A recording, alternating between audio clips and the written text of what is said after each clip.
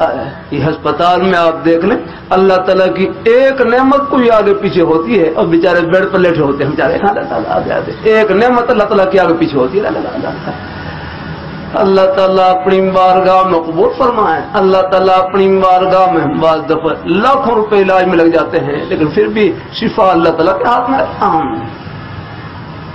اللہ تعالیٰ اپنی بارگاہ مقبول فرمائے۔ اللہ ہم سب کو اللہ اپنے ایمان پہ قائم رکھے، اللہ اپنے دین پہ قائم رکھے، نیک رستے پہ اللہ ہم سب کو لگائے رکھے۔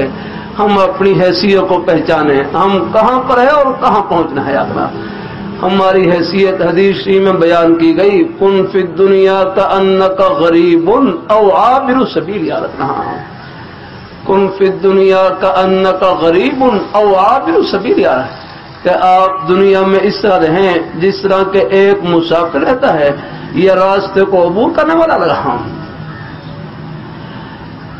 چاہے دنیا میں بادشاہ ہوں یا فقیر، میرے کروں سب کے سب آخرت کے مسافر ہیں، اللہ سب نے جانا ہے اللہ۔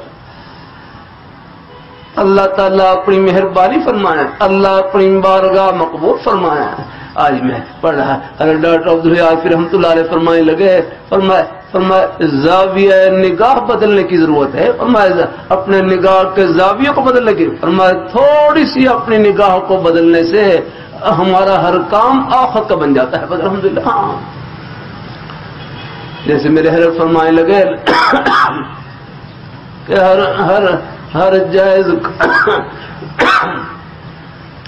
ہر جائز کام میں عبادت کی تیاری کی نیت کر لیں، پورے 24 گھنٹے عبادت میں گزرے گے۔